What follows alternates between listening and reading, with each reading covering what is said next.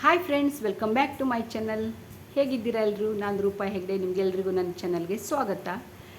ಇವತ್ತು ಇನ್ನೊಂದು ಖುಷಿ ವಿಷಯ ಅಂದರೆ, ಇವತ್ತು ಫಸ್ಟ್ ಮಳೆ ಬರ್ತಾಯಿದೆ, ಜೋರಾಗಿ ಬರ್ತಾಯಿದೆ. ಒಂಥರ ಏನೋ ಆಹ್ಲಾದಕರ ಮಳೆ ಬಂತಲ್ಲ ಅಂತ, ನಮ್ಮ ಕಡೆನೂ ಬಂತಲ್ಲ ಅಂತ ಒಂದು ಖುಷಿ ಆಗ್ತಾಯಿದೆ.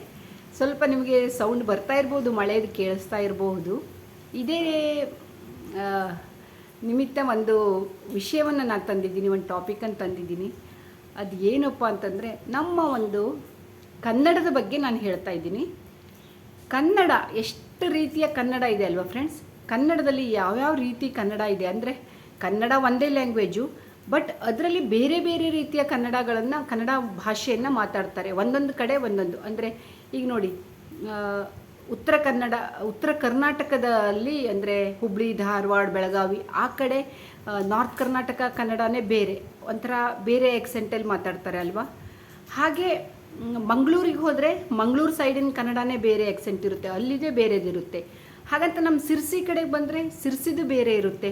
ಒಂಥರ ಅದರಲ್ಲೂ ನಮ್ಮ ಹವ್ಯಕ ಭಾಷೆ ಅಂತೂ ಬೇರೆಯೇ ಇರುತ್ತೆ. ಹವ್ಯಕ ಅದು ಒಂದು ಗ್ರಾಮರ್ ಲ್ಯಾಂಗ್ವೇಜ್ ಅಲ್ಲ, ಹಾಗೆ ಒಂದು ಆಡು ಭಾಷೆ ಅದು.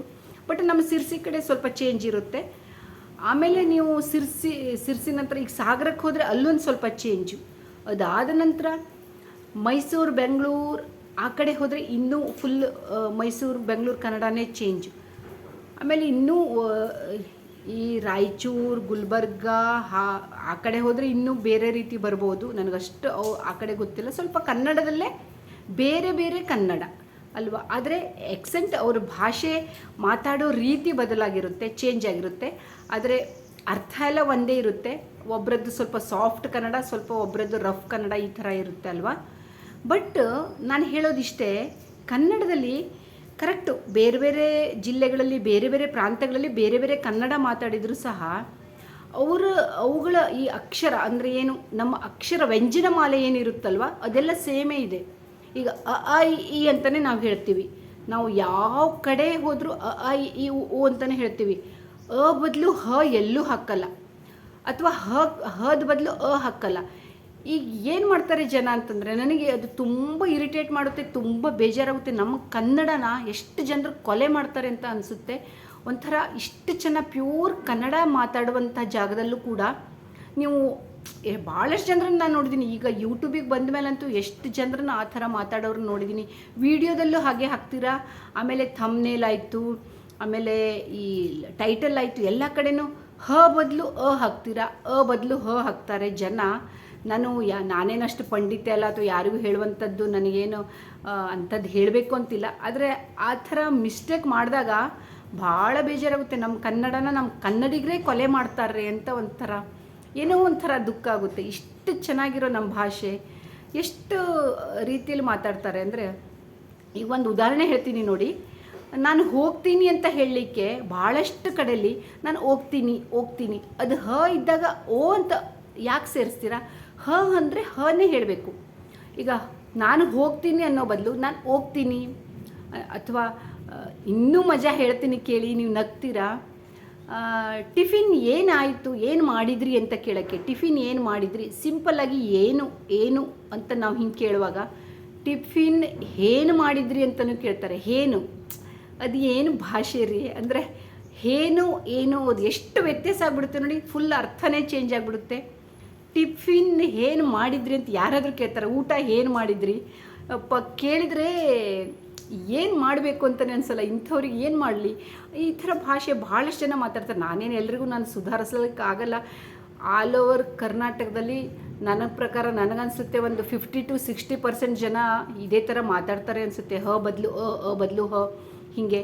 ನಾನು ಹೋಗ್ತೀನಿ ಅಂತ ಹೇಳೋದು ನಾನು ಹೋಗ್ತೀನಿ ಅಂತ ಹೇಳೋಕ್ಕೆ, ಅಥವಾ ಹಾಗೆ ಅಂತ ಹೇಳೋಕ್ಕೆ ಹಾಗೆ, ಹೀಗೆ ಅಂತ ಹೇಳೋಕ್ಕೆ ಹೀಗೆ ಅಂತ ಭಾಳಷ್ಟು ಈ ಥರದ್ದು ನನಗೀಗ ಕೆಲವೊಂದು ಹೇಳೋಕ್ಕೆ ನೆನಪು ಬರ್ತಿಲ್ಲ. ತುಂಬ ಅನ ತುಂಬ ಆನಂದ ಅಂತ ಹೇಳ್ತೀರಿ. ಆನಂದ ಅಂತ ಹೇಳೋಕ್ಕೆ ಆನಂದ ಅಂತ ಹೇಳ್ತಾರೆ. ಹಾಲು ಅಂತ ಹೇಳೋಕ್ಕೆ ಹಾಲು ಅಂತ ಹೇಳ್ತಾರೆ. ಹಾಲು, ಒಂದು ಪ್ಯಾಕೆಟ್ ಹಾಲು ಕೊಡಿ ಅಂತ, ಒಂದು ಹಾಲು ಪ್ಯಾಕೆಟ್ ಕೊಡಿ ಅಂತ ಹೇಳುವಾಗ ನೀವು ಒಂದು ಪ್ಯಾಕೆಟ್ ಹಾಲು ಕೊಡಿ ಅಂತಂದರೆ ಏನಾಗುತ್ತೆ ಅರ್ಥ ಹೇಳಿ? ಆಲೂಗಡ್ಡೆನ ಕೊಡ್ತಾರೆ ಹಾಲು ಬದಲು. ಅಷ್ಟು ಮಿಸ್ಅಂಡರ್ಸ್ಟ್ಯಾಂಡಿಂಗ್ ಆಗುವಂಥ ಭಾಷೆ ಮಾಡ್ತೀರಾ ನೀವು. ಅಂದರೆ ಕನ್ಫ್ಯೂಷನ್ನು, ಹ ಚೆನ್ನಾಗಿರೋ ಹದಕ್ಕೆ ಹನೇ ಉಪಯೋಗಿಸಿ, ಅದಕ್ಕೆ ಅನೇ ಉಪಯೋಗಿಸ್ಬೇಕು. ಹಾಗಾಗಲ್ಲ ಅಂತ ಹೇಳೋಕ್ಕೆ ಆಗಾಗಲ್ಲ, ಹೀಗಲ್ಲ ಅಂತ ಹೇಳೋಕ್ಕೆ ಈಗಲ್ಲ. ಅಯ್ಯೋ ದೇವರೇ, ಏನು ಕನ್ನಡ ಕೇಳಿದರೆ ನಮ್ಮ ಕನ್ನಡಿಗರೇ ಕನ್ನಡ ಕೊಲೆ ಮಾಡ್ತಾರೆ ಅಂತ ಅನಿಸುತ್ತೆ. ಹಾಂ, ಕೆಲವೊಂದು ಬೈ ಚಾನ್ಸ್ ಬರ್ಬೋದು, ಇಲ್ಲ ಅಂತಿಲ್ಲ. ಆದರೆ ಬಹಳಷ್ಟು ಕಡೆ ನಾನು ಹೋಗ್ತೀನಿ, ನಾನು ಬರ್ತೀನಿ, ನಾನು ಹೋಗ್ತೀನಿ, ನಾನು ಅಲ್ಲಿಂದ ಬಂದೆ ಅಂತ ಹೇಳಕ್ಕೆ ಅಲ್ಲಿಂದ ಬಂದೆ, ಅಲ್ಲಿ ಅಂತ ಹೇಳಕ್ಕೆ ಅಲ್ಲಿ ಅಂತ ಹೇಳೋ ಬದಲು ನೀವು ಹಲ್ಲಿ ಅಂದ್ಬಿಟ್ರೆ ಇನ್ನೇನೋ ಅರ್ಥ ಆಗಿಬಿಡುತ್ತೆ, ಎಲ್ಲಿ ಹಲ್ಲಿ ಅಂತ. ಈ ಥರ ಒಂದು ಕನ್ನಡ ಕೇಳಿದಾಗ ನಮಗೆ ಮನಸ್ಸಿಗೂ ನೋವಾಗುತ್ತೆ, ಕೇಳೋಕ್ಕೂ ಬೇಜಾರಾಗುತ್ತೆ. ಬಹುಶಃ ಇದು ನಮ್ಮ ನಿಮ್ಮೆಲ್ಲರ ತಪ್ಪಲ್ಲ, ಅದು ಒಂದು ನನಗನ್ಸುತ್ತೆ ಮನೆಯಲ್ಲಿ ಆ ಥರ ಮಾತಾಡ್ಕೊಂಡು ಬಂದಿರೋ ಒಂದು ವಾತಾವರಣ ಇರುತ್ತೆ. ಇಲ್ಲ ಅಂದರೆ ಸ್ಕೂಲಲ್ಲಿ ಟೀಚರ್ಗಳು ಕಲಿಸೋದು, ಈಗಿನ ಟೀಚರ್ಗಳು ಕಲಿಸೋದು ಹಂಗಿರ್ಬೋದು. ಹದ ಬದಲು ಮಾತಾಡ್ತಾರೆ, ಎಲ್ಲ ಕಡೆನೂ ಆ ಥರ ಮಾತಾಡಿ ಸ್ಕೂಲಲ್ಲಿ ಹಂಗೆ ಬರೋದ್ರಿಂದ ಅದನ್ನೇ ಮಕ್ಕಳು ಕಲಿತಾರೆ. ಹಾಗೆ ಮಾಡಬೇಡಿ ಅಂತೇಳಿ ಆಗ ಮಾಡಬೇಡಿ, ಹೀಗೆ ಮಾಡಬೇಡಿ ಅಂತ ಈಗ ಮಾಡಬೇಡಿ, ಅಲ್ಲಿ ಹೋಗ್ತೀನಿ ಅಂತೇಳಿ ಅಲ್ಲಿ ಹೋಗ್ತೀನಿ. ಹೀಗೆ ಬಹಳಷ್ಟು ನನ್ನ ಹತ್ರ ನಾನು ಎಷ್ಟೋ ಜನರಿಗೆ ನನ್ನ ಲೈವೆಲ್ಲ ನಾನು ಮಾಡುವಾಗ ಬರ್ತಿದ್ರು. ನಾನು ಭಾಳ ಜನರಿಗೆ ಹಾಗೆಲ್ಲ ಹೀಗೆ ಅಂತ ಎಷ್ಟೋ ಸರಿ ತಿದ್ದಿಸಿ ಅವರಿಗೆ ಹೇಳ್ಕೊಡ್ತಿದ್ದೆ. ನಾನೇನು ಟೀಚರ್ ಆಗಬೇಕು ಅಂತಲ್ಲ, ಅಥವಾ ನಾನು ಟೀಚರಲ್ಲ, ಆದರೆ ನನಗೇನಾದರೂ ಮಿಸ್ಟೇಕ್ ಆಯಿತು ನನ್ನ ಮುಂದೆ ಅಂದಾಗ ನನಗೆ ತಡ್ಕೊಳಕ್ಕಾಗಲ್ಲ. ಸೊ ನಾನು ಅದನ್ನು ಹೇಳ್ತೀನಿ, ಇದ್ದವರಿಗೆ ಎಲ್ಲರಿಗೂ ನಾವು ಹೇಳ್ಕೊಡೋಕ್ಕಾಗಲ್ಲ. ಅದರದ್ದು ಅವರವರ ಒಂದು ಮಾತಿನ ಒಂದು ರೂಢಿ ಆಗಿರುತ್ತೆ, ಅವರ ಪದ್ಧತಿ ಆಗಿರುತ್ತೆ. ನಮಗೆ ಚಿಕ್ಕವರಿರುವಾಗ ನಮ್ಮ ಸ್ಕೂಲಲ್ಲೂ ತುಂಬ ಒಳ್ಳೊಳ್ಳೆ ಟೀಚರ್ಸ್ ಸಿಕ್ಕಿದ್ರು. ಈ ಥರ ಒಂದೊಂದು ಚೂರು ತಪ್ಪಿ ಮಾತಾಡೋಕ್ಕೆ ಕೊಡ್ತಾ ಇರಲಿಲ್ಲ. ಟೀಚರ್ಸು ಅಷ್ಟೇ ಚೆನ್ನಾಗಿ ಕಲಿಸ್ತಿದ್ರು, ಮನೆಯಲ್ಲೂ ಅಷ್ಟೇ. ನಮ್ಮ ಅಜ್ಜಂದರು ದೊಡ್ಡವರು ಇರ್ತಾರಲ್ಲ, ನನಗಂತೂ ನಮ್ಗೆ ಇನ್ನೂ ನೆನಪಿದೆ, ನಾವು ಸಣ್ಣಿರುವಾಗ ಶದ ಬದಲು ಸ ಅಂತ ಹೇಳೋ ಹಾಗಿಲ್ಲ, ಶ ಈ ಥರ 3 ಏನು ಶ ಇರುತ್ತೆ ಅದು ನೀಟಾಗಿ ಹೇಳಬೇಕು. ಇಲ್ಲಾಂದ್ರೆ ನಮ್ಮ ಅಜ್ಜ ನಮಗೆ ಬೈತಿದ್ರು, ಉಚ್ಚಾರಣೆ ಸರಿ ಇರಬೇಕು ಅಂತ. ಹಾಗೆ ಪ್ರತಿಯೊಂದರಲ್ಲೂ ಅದು ಬದಲು ಈ ಥರ ನಮ್ಗೆ ಅದು ಸ್ಕೂಲಲ್ಲೂ ಹೇಳ್ಕೊಟ್ಟಿಲ್ಲ, ಮನೆಯಲ್ಲೂ ಹೇಳ್ಕೊಟ್ಟಿಲ್ಲ. ಸೊ ನಮ್ಗೆ ಆ ಥರ ಮಿಸ್ಟೇಕ್ ಆಗಲ್ಲ ನನಗನ್ಸುತ್ತೆ. ನಾನು ಅಷ್ಟೊಂದು ಮಿಸ್ಟೇಕ್ ಇನ್ನೂವರೆಗೂ ಮಾಡಿಲ್ಲ. ನಂದೇನಾದರೂ ಮಿಸ್ಟೇಕ್ ಆದರೂ ಖಂಡಿತ ಹೇಳಬೇಕು ಅಂತ ನಾನು ಹೇಳ್ತೀನಿ. ನಾನು ಯಾರಿಗೂ ಪರ್ಟಿಕ್ಯುಲರ್ ಆಗಿ ಹೇಳ್ತಾ ಇಲ್ಲ, ಭಾಳಷ್ಟು ಜನ ಈ ಥರ ಮಾಡ್ತಾರಲ್ಲ. ಎಷ್ಟೋ ಜನರದ್ದು ವೀಡಿಯೋ ನೋಡಿದಾಗ ಹಿಂಗೆ ಬರುತ್ತೆ, ನನಗೊಂಥರ ಬೇಜಾರಾಗುತ್ತೆ. ಅಯ್ಯೋ ಕನ್ನಡನ ಹೆಂಗೆ ಮಾತಾಡ್ತಾರಲ್ಲ, ಹದ ಬದಲು ಮಾತಾಡೋದು, ಅದ ಬದಲು ಮಾತಾಡೋದು ಅಂದಾಗ ಎಲ್ಲೋ ಒಂದು ರೀತಿ ನೋವಾಗುತ್ತೆ. ಇಷ್ಟು ಚೆನ್ನಾಗಿರೋ ನಮ್ಮ ಭಾಷೆನ ಹಿಂಗೆ ಮಾತಾಡಿ ಎಲ್ಲ ಹಾಳಾಗುತ್ತೆ, ಇದು ಜನರು ಈ ಥರ ಮಾತಾಡ್ತಾರೆ ಅಂತ ಅಂದ್ಕೊಂಡು ನಾನು ಹೇಳ್ತಾ ಇದ್ದಿದ್ದು. ಬಟ್ ನಾನೇನು ಯಾರಿಗೂ ಹೇಳುವಂಥವಳು ಅಷ್ಟು ದೊಡ್ಡವಳಲ್ಲ. ನೀವು ಸುಮ್ಮನೆ ನಾನು ಏನೇನೋ ಹೇಳ್ತಾ ಇದ್ದೀನಿ ಅಂತ ತಿಳ್ಕೊಬೇಡಿ. ನೀವು ಆದಷ್ಟು ಸುಧಾರಿಸ್ಕೊಳ್ಳಿಕ್ಕೆ ನೋಡಿ ತಪ್ಪು ಮಾಡ್ತಾ ಇದ್ದರೆ ಅಂತ ಹೇಳ್ತೀನಿ ಅಷ್ಟೇ, ಮತ್ತೇನಿಲ್ಲ. ಕೆಲವೊಬ್ರು ವೀಡಿಯೋ ನೋಡಿದಾಗ ನನಗೆ ಬೇಜಾರಾಗಿ ನಾನು ಆ ಥರ ಕೆಲವೊಬ್ರಿಗೆ ಕಾಮೆಂಟು ಹಾಕಿರ್ತೀನಿ, ಹಿಂಗಲ್ಲ ಹಾಗೆ ಅಂತ. ಸೊ ನನಗೆ ಹೇಳಬೇಕು ಅಂತ ಅನ್ನಿಸ್ತು. ನೀವು ಕಲ್ತ್ಕೊಳ್ಳೋದು ಬಿಡೋದು ನಿಮಗೆ ಬಿಟ್ಟಿದ್ದು, ನಾನು ಏನು ಹೇಳೋಕ್ಕಾಗಲ್ಲ. ಎಲ್ಲರನ್ನೂ ನಾನು ಕರೆದು ಹೇಳೋಕ್ಕಾಗಲ್ಲ ಅಷ್ಟೇ.